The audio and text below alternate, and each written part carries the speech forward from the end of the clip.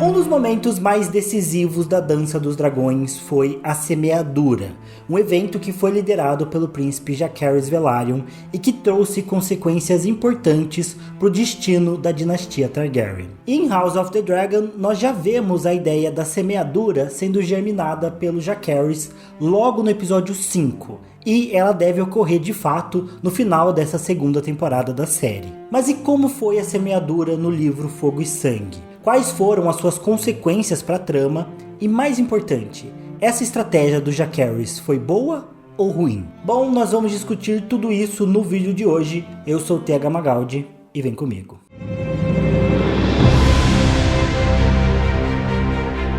E antes de começar, fica o aviso que esse vídeo tem sim alguns spoilers do futuro de House of the Dragon. Bom, nos livros, os acontecimentos da Guerra Civil da Casa Targaryen são um pouco mais rápidos e intensos do que aconteceram na série. Especialmente porque na série, a morte do Lucerys Velaryon quase não teve consequências para a Rainha Rhaenyra. E sim, eu sei que ela sofreu, teve um episódio só dela lamentando a morte do filho, mas consequências na prática não tiveram tantas. Na verdade, como eu já disse aqui no canal algumas vezes, no final da primeira temporada, a série termina com a Rhaenyra recebendo a notícia da morte do filho. Ali parece que as coisas vão pegar fogo na segunda temporada, porque ela perdeu o filho e isso vai tornar ela uma mulher sedenta pela guerra e pela vingança. Mas não, na série a Rhaenyra continua querendo a paz, mesmo com a morte do Lucerys, e pelo menos ela segue nessa pegada de tentar se reconciliar com os Verdes até o episódio 4 da segunda temporada. Porém, no livro, a morte do Lucerys acontece um pouco depois da tomada de Harrenhal pelo Daemon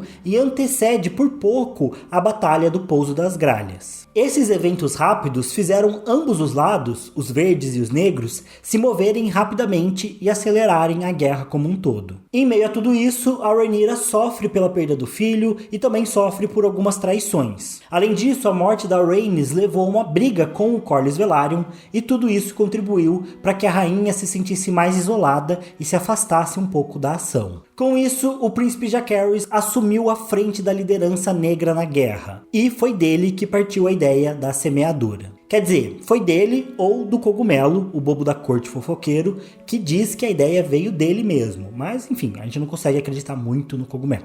Basicamente, com a morte da Meleys, os negros perceberam que os verdes tinham uma vantagem poderosa no conflito, com nenhum dragão do lado da Rhaenyra podendo competir contra o Aemond e contra Vhagar. Além disso, o exército verde estava se mobilizando com maior agilidade.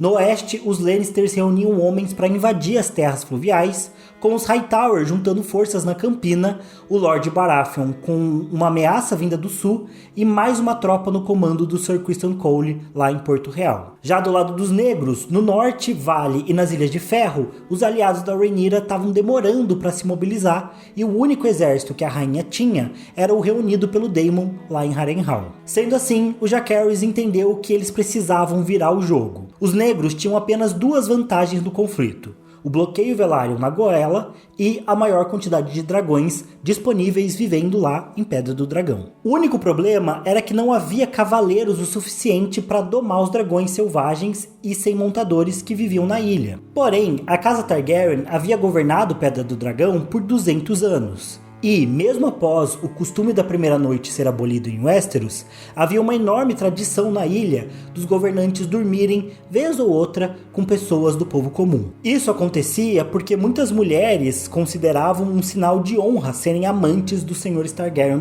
da ilha. Ou supostamente é isso que as lendas dizem. E sendo assim, de lavradores da terra aos taberneiros e entre os pescadores do mar, haviam mulheres que tinham se deitado com homens Targaryen e gerado descendentes ilegítimos deles. Segundo alguns relatos, inclusive, até algumas mulheres noivas queriam fazer valer o direito da primeira noite para se deitarem com Targaryen, porque os senhores dos dragões costumavam dar presentes quando tinham filhos bastardos com essas mulheres. Ou seja, como se fosse um grande sinal de honra engravidar do direito da primeira noite de um Lord Targaryen. Pra falar a verdade, essa lenda em si é bem estranha, especialmente se a gente parar pra pensar que uma casa que sempre quis casar entre parentes de sangue para manter a pureza da linhagem iria celebrar o nascimento de um bastardo dessa forma.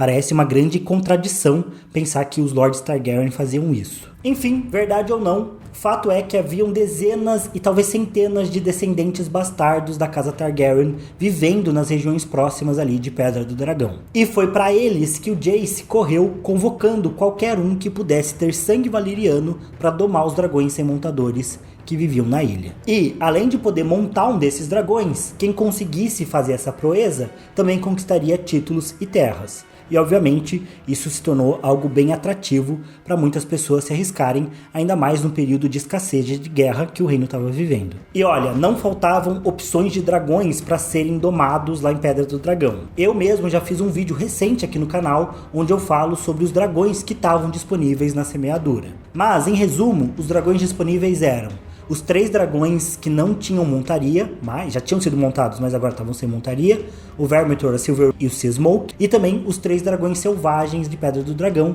a Shipstealer, Grey Ghost e o Canibal, esses que nunca haviam sido montados. Para tentar conquistar uma dessas 6 criaturas, uma vintena de cavaleiros fez uma tentativa, assim como vários escudeiros, ajudantes de cozinha, marinheiros, homens de armas, pantomimeiros e até mesmo algumas criadas da Rhaenyra tentaram domar os dragões. Supostamente até o cogumelo tentou dominar uma das feras e não conseguiu. E se a gente olhar para uma fonte mais confiável, segundo o Mestre Munkun, que é um dos narradores da Dança dos Dragões, pelo menos 16 homens morreram durante as tentativas de domar uma das feras na semeadura. Além disso, mais 48 homens ficaram queimados ou mutilados com as tentativas. Entre as vítimas estavam o Sr. Stefan Darkwing, que foi o primeiro senhor comandante da Guarda Real da Rhaenyra, que acabou sendo morto queimado pelo Sea Smoke. Além dele, o Lord Gorman Massey, que era membro do Conselho da Rainha, também acabou morrendo queimado quando tentou montar o Vermithor. E, depois dele, um homem chamado Silver Dennis,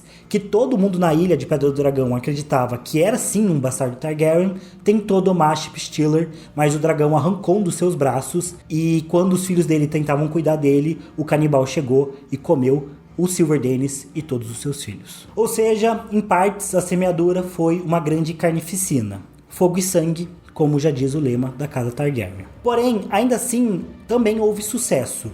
O Adam de Casco, por exemplo, que era um bastardo da casa Velaryon, supostamente filho do Laenor e ainda mais provável um filho do Corlys, conseguiu domar o próprio Sea Smoke. Já os dragões Vermithor e Silverwing foram respectivamente domados pelo Hugh Martelo e pelo Ulf, o Branco. Esses 2 personagens têm sido apresentados aos poucos lá em House of the Dragon. Na série, ambos, o Hugh e o Ulf, são de Porto Real, enquanto nos livros eles são bastardos de Pedra do Dragão. Um ponto interessante é que na série existe um rumor de que os produtores vão falar que o Ulf é um falso bastardo Targaryen. Ou seja, ele teria conseguido montar um dragão mesmo sem ter sangue valeriano. E sim, eu sei que esse tema é polêmico para os fãs das crônicas. Afinal, precisa ou não ter sangue valeriano para domar um dragão? Bom, primeiro é preciso dizer que isso não é algo confirmado nos livros. O que existe é uma presunção de que apenas o sangue valeriano pode domar um dragão. Afinal, nós só vemos pessoas com sangue valeriano domando dragões na história. Logo, se pressupõe que apenas valerianos têm essa capacidade. Porém, isso não é uma confirmação. Como eu disse, é uma presunção. Por exemplo, eu vou dar um exemplo bem bobo aqui. Mas vamos supor que você só conhece sulistas que tomam chimarrão. Você não conhece nenhum outro tipo de pessoa, além de pessoas sulistas que gostam de tomar chimarrão, que é uma bebida feita de erva mate, com água quente e que é quente pra caramba, então só sulista consegue tomar. Se você só conhece sulistas que tomam chimarrão, você poderia pressupor que só sulistas têm a capacidade de tomar chimarrão, mas isso não é verdade. No caso, seu espaço amostral que é pequeno. Falta você conhecer mais pessoas que também possam tomar chimarrão, mesmo não sendo sulistas. E como eu disse, é um exemplo bem bobo, mas é mais ou menos o que a gente vê com a casa Targaryen. Nosso espaço amostral é pequeno e a gente também tem o fato de que os valerianos se esforçavam para manter uma narrativa de que só eles tinham essa capacidade de domar as criaturas. O próprio Jacaerys diz na série que essa coisa de só valeriano poder montar um dragão vem de lendas valerianas feitas para que eles pudessem se vangloriar da sua própria capacidade. Eu tenho uma pergunta. Tipo assim, ele não é, ele poderia não ser um bastardo Targaryen, mas ele poderia ser um bastardo Velaryon. Sim, no caso ele não é nenhum nem outro. E os Targaryen também mantiveram esse discurso de superioridade, afirmando que eles eram especiais por ter essa origem valeriana também. Ou seja, pode ser que na história das Crônicas de Gelo e Fogo, realmente, a gente só viu gente valeriana domando os dragões. Mas pode ser que só tenha faltado mais exemplos de outras pessoas, porque os valerianos sempre tentaram manter os dragões só para si. Inclusive, no último post que o George R. R. Martin fez no seu blog, ele também afirmou uma coisa interessante. Ele fez um post comentando bastante sobre o funcionamento dos dragões no seu universo. E algo interessante que ele comentou foi que os dragões não gostam de viajar por si só. Ou seja, por conta própria, os dragões são sedentários e gostam de viver no lugar onde eles nascem. Por isso, os dragões de Westeros sempre ficaram em Pedra do Dragão.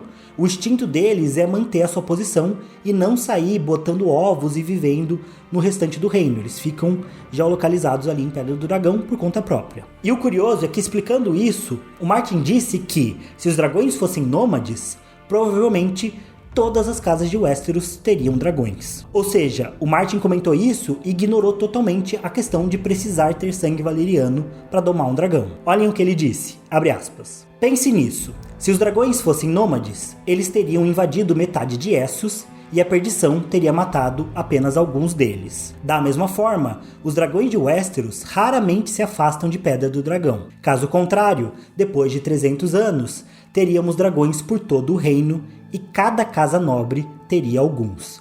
Fecha aspas. Ou seja, isso é quase uma confirmação do Martin de que não precisa ter sangue valeriano para domar os dragões. Porém, ao mesmo tempo, nesse mesmo post, o Martin falou o seguinte, abre aspas, meus dragões não falam, eles são relativamente inteligentes, mas ainda são feras. Eles se relacionam com homens, alguns homens. Fecha aspas. Então, por outro lado, no mesmo post, o Martin deixa claro que os dragões precisam de algo a mais para se conectar com seus cavaleiros. Se a série de House of the Dragon confirmar que o Wolf não é um bastardo Targaryen ou Velaryon, então a série vai por esse caminho onde os valerianos não são exclusivos na capacidade de montar um dragão e de domar a criatura. Agora, nos livros, o único indício mais forte que a gente tem de alguém que consegue montar um dragão, mas que talvez não seja um bastardo Targaryen, é da Ortigas. A Ortigas, ou Needles, lá em Fogo e Sangue, é uma menina de pele escura, com cabelos pretos e olhos castanhos, descrita como sendo magra, de boca suja, obscena e muito destemida. Ela tinha cerca de 16 anos na época da Dança dos Dragões e era filha de uma prostituta do cais e vivia nas ruas de Vila Especiarias. Nada indicava de que ela tinha sangue valeriano. E ainda assim, a Ortigas conseguiu domar o dragão Shipstealer. É dito que todas as manhãs ela levou uma ovelha como oferenda ao dragão até que ele se acostumasse com a sua presença e deixasse que ela montasse nele. Nos livros, a Ortigas talvez seja a única pista de que não necessariamente você precisa ter sangue valeriano para montar um dragão. E como vocês sabem, aqui no canal, eu não sou um grande fã da casa Targaryen e sou ainda menos fã dessa ideia deles serem especiais de alguma forma. Porém, eu tendo a acreditar que precisa sim ter sangue valeriano para montar um dragão. E eu penso isso porque os dragões do universo das crônicas são criaturas muito grandes e muito poderosas. É dito nos livros que, por exemplo, a Vhagar podia engolir um elefante inteiro. Ou seja, ela é um bicho colossal e a gente nem tá falando do maior dragão de Westeros, que foi o Balerion. E mesmo se a gente pensar em alguns dragões menores, como a Meleys, o Caraxes ou o próprio Vermithor, ainda assim são criaturas muito grandes e muito potentes, muito poderosas. E considerando isso, para mim, a única explicação para um humano conseguir domar um dragão e controlar um bicho desse tamanho é tendo uma conexão mágica com ele. Talvez um feiticeiro não valeriano ou mesmo algum warg muito poderoso também pudesse domar o bicho pela magia. Mas para mim, um ser humano conseguir controlar um dragão só pode ser feito a partir de uma conexão mágica, de um vínculo mágico entre o cavaleiro e a criatura. Pra mim, se não tiver essa conexão mágica, rola um pouco essa quebra da suspensão de descrença. Porque o Martin tenta colocar razões muito objetivas pra gente acreditar no universo dele, as coisas costumam fazer sentido, a magia tem uma lógica, os dragões têm uma lógica. Nesse post que ele faz no blog dele, ele tá justamente reclamando de que, né, os dragões dele seguem toda uma questão biológica de ter 2 asas, 2 patas, e não 4 patas, como os dragões tradicionais. Então todo o universo dele segue uma lógica. Mas pra mim, um ser humano normal conseguir controlar uma criatura dessa só com palavras ou com um chicote, que é como a Dany controla o Drogon, por exemplo, não faz sentido. Precisa ter um vínculo mágico, precisa ter uma coisa meio Avatar, sabe? Uma conexão do bichão azul com o bicho que ele monta lá.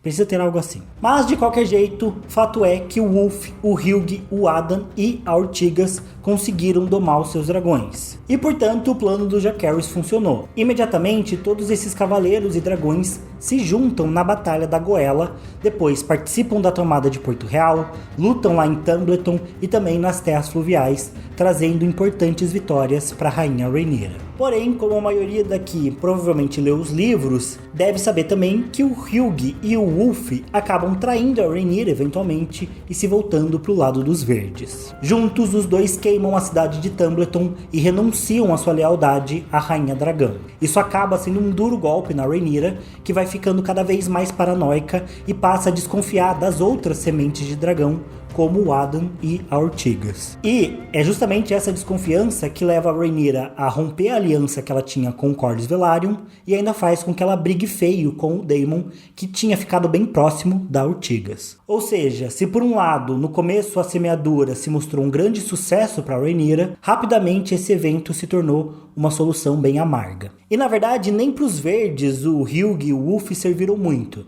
já que o Hugh decidiu que ele, por dominar o Vermithor, merecia muito ser rei. Então os dois traidores meio que tentam reivindicar a coroa e acabam sendo derrotados pelo próprio Adam de Casco, que tinha sido legitimado e se tornou Adam Velaryon. No fim, a semeadura só aumentou a carnificina da guerra e apressou a morte dos dragões, já que quase todo mundo teve que lutar entre si, porque em vez de o lado dos negros aumentar a quantidade de dragões, quando o Hugh e o Wolf traíram a Rhaenyra, eles foram pro lado dos verdes, então aumentou a luta entre dragões, enfim, acelerou esse processo aí de decadência da casa Targaryen. Mas então, qual que foi o saldo final? A semeadura fez sentido? Foi uma boa estratégia de guerra ou foi uma ação desesperada que se provou trágica desde o começo? Bom, para responder isso, eu acho que a gente tem que se colocar no lugar dos negros. E não existe uma resposta fácil. Obviamente, a gente sabe que deu tudo errado, mas também não dá para ser engenheiro de obra pronta. Inclusive, algumas pessoas dizem que a Dança dos Dragões é mal escrita porque o lado dos negros devia ter vencido rapidamente a guerra, já que eles tinham muito mais dragões. Porém, eu acho que a semeadura é justamente a resposta do George R. R. Martin para isso. De fato, os negros tinham mais dragões, mas eles não tinham as pessoas certas para domar essas criaturas. Afinal, não é fácil domar um dragão, e nem todo mundo consegue se conectar com essas criaturas. E, por outro lado, os dragões eram a única solução dos negros. Como eu disse no começo do vídeo, os verdes tinham pelo menos 3 exércitos em formação, sem contar com o avanço do Lord Baratheon, que estava se mantendo parado no começo da guerra. E, por conta disso, por conta dessa desvantagem militar em campo, os negros precisavam tentar usar os dragões que eles tinham, e encontrar montadores rapidamente foi a única resposta. Porém, domar um dragão significa estar no controle de um poder enorme em Westeros. E logicamente, as sementes perceberam isso. O Hugh e o Wolf entenderam que eles tinham uma arma muito poderosa nas mãos e o poder subiu a cabeça deles. E sendo sincero, vamos concordar que o Hugh e o Wolf tinham poucas razões para quererem apoiar o Rhaenyra ou o Aegon II. Eles não tinham laços de sangue ou lealdade e eram pessoas do povo comum até a semeadura acontecer. Ou seja, eles não tinham motivos para amar a nobreza, muito pelo contrário. Por isso, eles traíram a Rhaenyra e buscaram lutar por si mesmos. E isso faz muito sentido. Inclusive, eu acho que essa ideia de que os dragões e o poder dos dragões podia subir a cabeça das sementes era algo que poderia ter sido previsto desde o começo. Mas, na situação desesperada que os Jacaerys e o Corlys estavam para tentar vencer ou mudar a guerra o quanto antes, é plausível também que eles não tenham percebido esse risco ou simplesmente tenham aceitado correr esse risco. Enfim, de qualquer jeito, a semeadura aconteceu, as sementes domaram os dragões, depois traíram a Rhaenyra e meio que se mataram e deu no que deu. Então, eu acho que a semeadura se mostrou uma decisão bem trágica pro lado dos negros. Mas pensando o contexto pela qual essa decisão foi tomada, eu acho que foi uma estratégia arriscada, mas que foi bem plausível sim, e que se talvez pessoas melhores, entre aspas, tivessem domado os dragões, a Rhaenyra podia ter realmente ganhado a guerra, podia ter usado as sementes para destruir os exércitos verdes e consolidar o seu poder lá em Porto Real. Talvez, inclusive, seja um bom what if, e se o Hugh Hammer e o Wolf não tivessem traído a Rhaenyra. Talvez ela tivesse realmente ganho a guerra. Mas e vocês? O que vocês acham da semeadura? Foi um erro? Como que ela vai ser abordada na série? O que vocês estão esperando? Vocês acham que vai ser bom? Se vai ser ruim? Como eu disse, provavelmente a Ortigas vai ser cortada aí de House of the Dragon e o arco dela parece que vai ser dado para Rhaena. Eu ouvi rumores sobre isso, não tenho nada confirmado. Mas enfim, deixem as suas suposições nos comentários que eu vou estar lendo tudo e respondendo o que eu puder. Também não se esqueça de deixar o like nesse vídeo e agora o YouTube tem uma opção de você hypar o vídeo. Se eu não me engano, você pode hypar 3 vídeos por semana. Você tem aí uns pontos aí que você pode usar para hypar o vídeo. Ele favorece mais canais pequenos e é muito importante aí pra galera poder encontrar o meu trabalho. Então eu agradeceria muito se você me concedesse aí os hypes do seu canal pro meu canal, da sua conta pro meu canal. Enfim, é só apertar aí pra hypar. É de graça, inclusive. E mais uma coisa, eu preciso muito que você hype esse vídeo, porque o meu último vídeo sobre a Alice Rivers, o YouTube desmonetizou. Então, basicamente, eu perdi aí o meu pagamento desse vídeo. O YouTube invejoso desmonetizou meu conteúdo. E também eu acho que eu mereço um hype, porque eu evitei a todo custo nesse vídeo cantar Armandinho. É Armandinho? Rapa? Semente. Enfim, eu fiquei com essa música o tempo todo na cabeça e não cantei pelo bem de vocês. Eu cantei agora, mas agora você já hypou o vídeo, não dá pra voltar atrás. É isso, gente. Não se esqueça de deixar o like, se inscrever no canal caso vocês ainda não sejam inscritos, que eu vejo vocês no próximo. Valeu, falou. Até mais.